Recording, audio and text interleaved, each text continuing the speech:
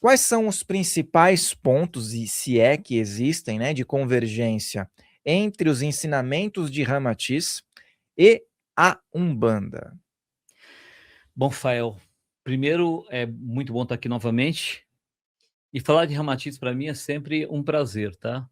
Em 2019 não, 1989, tá vendo? A gente ficou brincando, falando da idade aqui, dos meus 40 anos de idade, 30 e pouco, né? Em 1989, 1990, eu recebia algumas psicografias assinadas por Ramatiz. Na época, eu ia muito lá na Fraternidade Espírita Ramatiz, que era presidida pelo José Carlos Zanarotti, nosso amigo, e eu li praticamente toda a obra do Ramatiz que tinha naquela época. E Ramatiz, primeiro ponto, se você pegar a obra A Missão do Espiritismo, na quinta edição está na página 121, a maldição, tá? A minha maldição da memória. Na página 121, que é o comparativo de Espiritismo e Umbanda. Bom, falando por mim, a primeira coisa que eu vejo de Ramatiz, ou do ramatizianismo e do umbandismo, é o universalismo. É ter os braços abertos, não ficar olhando os problemas, os defeitos, mas olhando o que cada um tem de melhor para oferecer. Então, naquela época, eu, na verdade, fui sagrado chefe de terreiro ou sacerdote de Umbanda com 18 anos de idade. Eu comecei aos 17. E eu me lembro que eu já falava, eu lia praticamente tudo que tinha. Eu tinha livros e livros, cada um que saía. E quando eu conheci esse livro do Ramatiz, quando eu vi essas 70 páginas sobre Umbanda que tem no livro Missão do Espiritismo, eu falei, esse livro aqui são 70 páginas que são melhores do que a maior parte dos livros de Umbanda que eu já li, o que eu conheço. E era através do Hercílio Mais, né? Ele ia dando os parâmetros, falando do plano espiritual, a visão que se tinha sobre Umbanda. No outro podcast, nós fizemos até um comparativo de trechos que estão nesse livro com trechos do livro Lições de Umbanda e Quimbanda na Palavra de um Preto Velho, de Mate Silva. Que, na verdade, o texto que estava lá não era nem do Mate Silva, era do pai Ernesto de Moçambique, através de um outro médium da tenda espírita Estrela do Mar, lá no Rio de Janeiro. Então, era ipsis literis o mesmo texto, ditado por dois médiuns diferentes, um através de ditado e anotado pelo capitão Lauro, o outro através da psicografia semi-mecânica ou intuitiva do Hercílio Mais, e tinha aquela convergência. Então, o ponto maior que eu vejo é essa visão clara e universalista.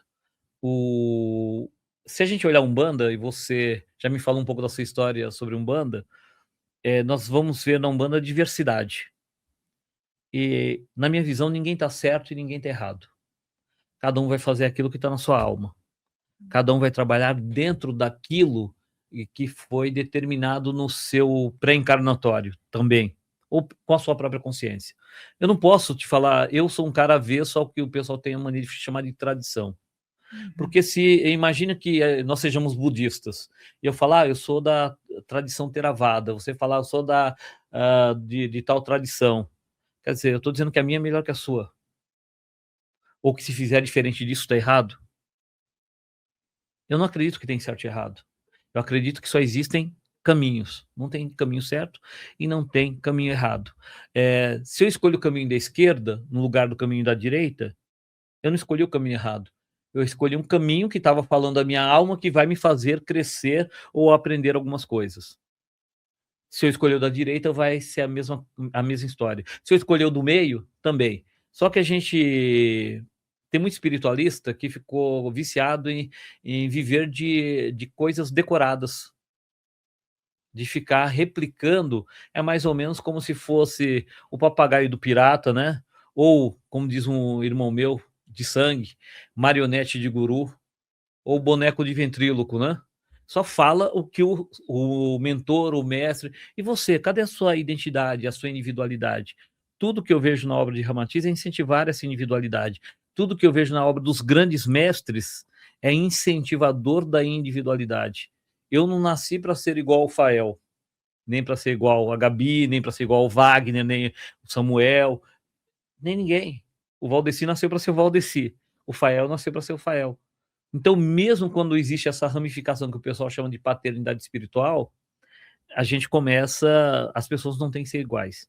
E o mundo iniciático, eu acredito que a ideia iniciática, a ideia ramatiziana, ele veio, descortinou, mostrando, trazendo aberto aquilo que para muitos tinha que ser esotérico, com S, né? Ou seja, interno, fechado. E no meio espírita foi perseguido, Ercílio Mais, foram abominadas obras de Ramatiz, justamente por ter essa abertura. Mas veja, não é o próprio espiritismo que diz que traz à luz essa ideia de não esoterismo? O que para mim também não faz sentido, tá, Fael? Eu acho que, não sei se nós já falamos disso, porque o próprio espiritismo, ele nasce as 5 obras de Kardec, o Pentateuco kardeciano, que o pessoal chama, imitando a ideia do Pentateuco mosaico, é chamado de codificação espírita. Toda codificação, todo código precisa do que para torná-lo claro? Uma decodificação. Se precisa de decodificação, já não é tão exotérico assim, já não é tão profano assim. Precisa ter olhos de ver e ouvidos de ouvir. Exatamente. Então, Ramatiz abriu muito isso, decodificando, às vezes até desenhando mesmo, né? Fala mais ou menos aquela brincadeira que a gente faz hoje em dia, ele fala, é preciso que desenhe? Então, parecia que Ramatiz desenhava isso. E na Umbanda, o que a gente vê as entidades fazerem é isso, é praticamente desenharem, baixarem, mostrarem para a pessoa, falarem num linguajar que ela entenda, mesmo que essa entidade tenha sido, numa outra encarnação, um expoente, alguém muito conhecido, ele não se vale desse título, ele se vale de um título de caboclo, ou de preto velho, ou criança, ou exu, ou um baiano, e tantos outros, né? Então, antes da gente entrar nessa questão dos pontos cantados, essa magia que envolve, essa ritualística ancestral, né, que você vai aqui desenhar também de uma forma com imagens, com exemplos e com explicações também de várias culturas, só para a gente fechar esse raciocínio. Então, entendendo que Ramatiz é um espírito que prioriza essas práticas universalistas, né? E nós entendemos que o universalismo é muito interessante. Por que, na tua opinião, dentro dos teus estudos, e eu sei que as pessoas ainda vêm te confrontar em relação a Ramatiz, como todo mundo que fala sobre Ramatiz é confrontado, por que que gera tanta discussão, tanto desconforto, o trabalho, as obras e pessoas que falam sobre Ramatiz? Eu acredito que é porque tira a pessoa do lugar comum. As pessoas, eu sou terapeuta há mais de 20 anos e eu falo isso para o pessoal, falo que as pessoas querem mudar sem mudar. E quem conseguir a fórmula para isso, de mudar sem mudar, vai ficar bilionário da noite para o dia. Porque mudar dói, crescer dói. Então, no momento que eu escolho mudar, eu estou abolindo, abrindo mão de uma verdade que eu consagrei e estou admitindo que eu posso não estar tão certo durante todo esse tempo.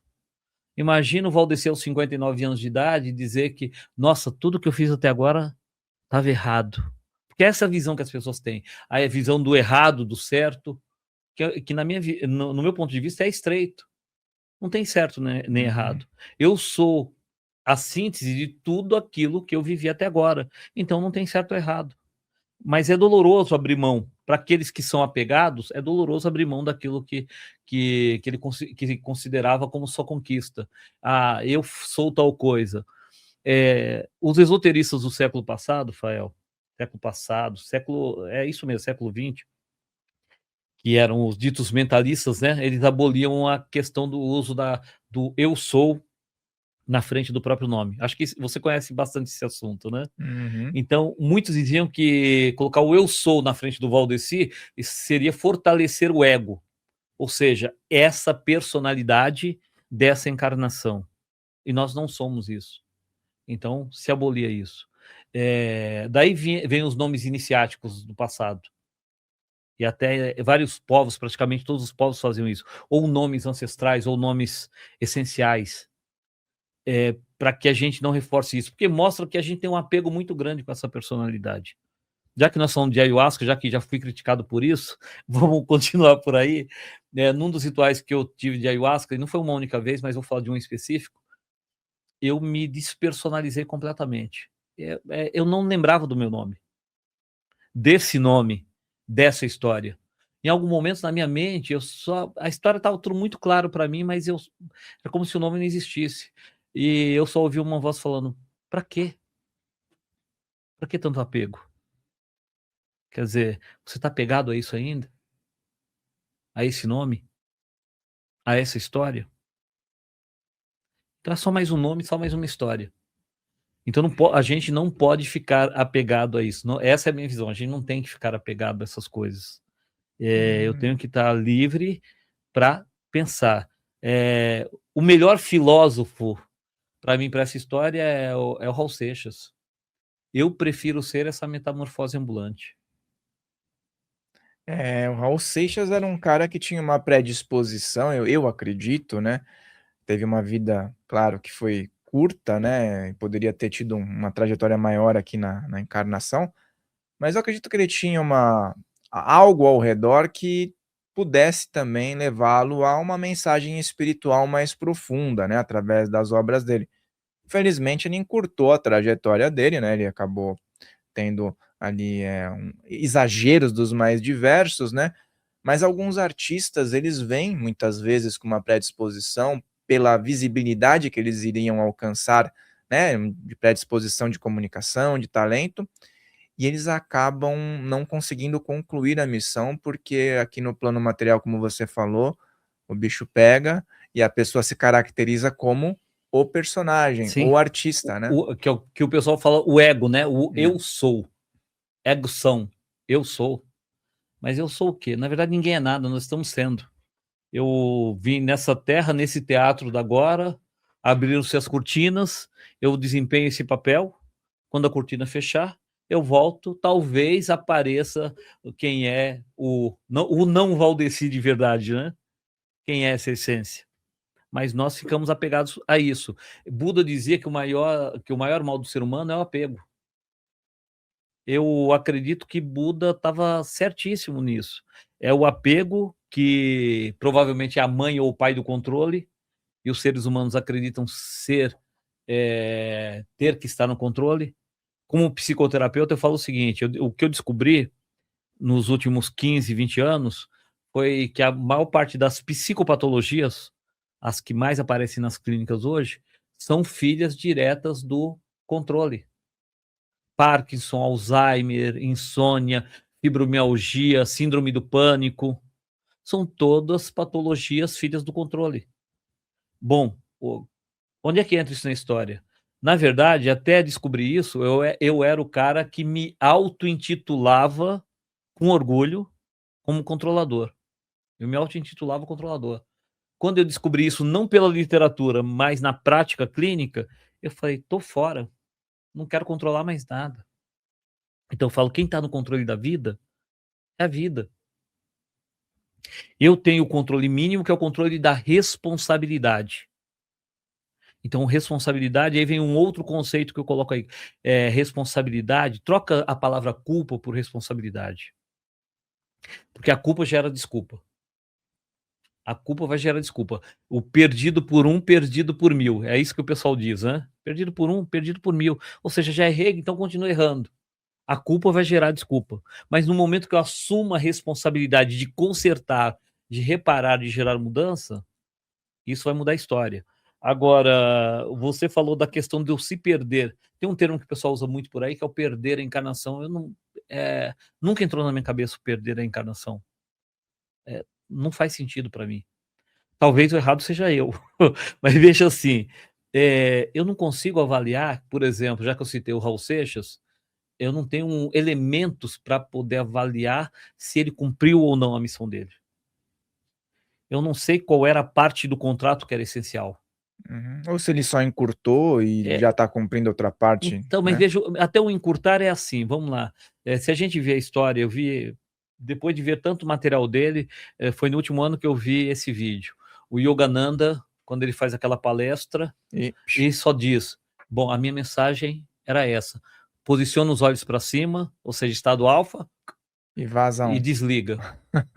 Autodesencarne, Mahasamadhi, Mahasamadhi, é. O entendeu? Mahasamadhi pode ser mal interpretado por algumas Por pessoas muitos. que não compreendem, né? Ou a grande projeção. É.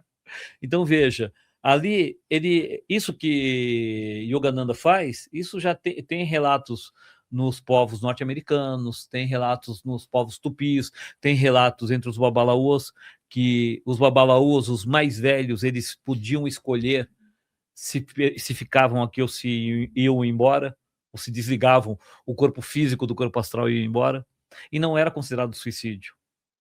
Não, e uma coisa que a gente vê, assim, o nível espiritual que era conquistado, né? Por exemplo, Yogananda, pô, é uma referência, né? Sim, E os mestres dele também. Todo ser humano, no plano material, não quer ter dor. Todo ser humano tem aquela citação, né? Que você deve conhecer muito. Quero ir dormindo, né? não é o meu caso. A Aliás, maioria, você né? vê que interessante, você sabe que isso é o problema de insônia em muitas pessoas, né? Ah, por achar que vai É embora. porque quando você dorme, que controle você tem? Uhum. Então, o controlador, ele sabe que ele dorme e pode não acordar. Então, ele já dorme morrendo de medo, fica protelando a hora de dormir. Fora que tem muitas histórias que esse indivíduo esteve ligado a processos no qual ele dormiu, ele era vigia, sentinela, e quando ele dormiu, uma coisa ruim aconteceu. E aí ele quer estar no controle. Tá 100% alerta, Então né? você vê que a gente está o tempo todo contando a nossa história. Para que eu vou ficar pegado a uma personalidade só? Uhum. Tudo bem que se você me perguntar qual é a minha encarnação mais importante, eu vou falar é essa, porque eu estou aqui agora. Não interessa qualquer outra, qual o título que você teve, o que foi. A mais importante é essa, porque é nessa que você pode mexer, ressignificando o passado e recriando o futuro. E se nessa a gente já encontra coisinhas que são preocupantes e sombras e tudo mais, imagina nas outras, né? Apego de novo. É, A gente se apega a coisas dessa, imagina, tem gente que arrastando coisa aí há 10 mil anos, há 2 mil, há 5 mil. Então fica não. arrastando coisa que não precisa. É o que eu acredito realmente, mas eu acredito que a gente está num ponto planetário, mental, espiritual, onde tem que se tirar os véus mesmo. Cada um tem que botar na mesa a ficha que tem. Se está certo ou está errado, eu não quero, não tenho nenhuma vontade nem a presunção de trazer a melhor verdade. E nem quero que ninguém siga nada disso. Cada um julgue com seus critérios, avalie, veja se faz sentido e continua. Eu falo que as minhas verdades, elas são ótimas. Elas são perfeitas, sabe para quem? Para mim.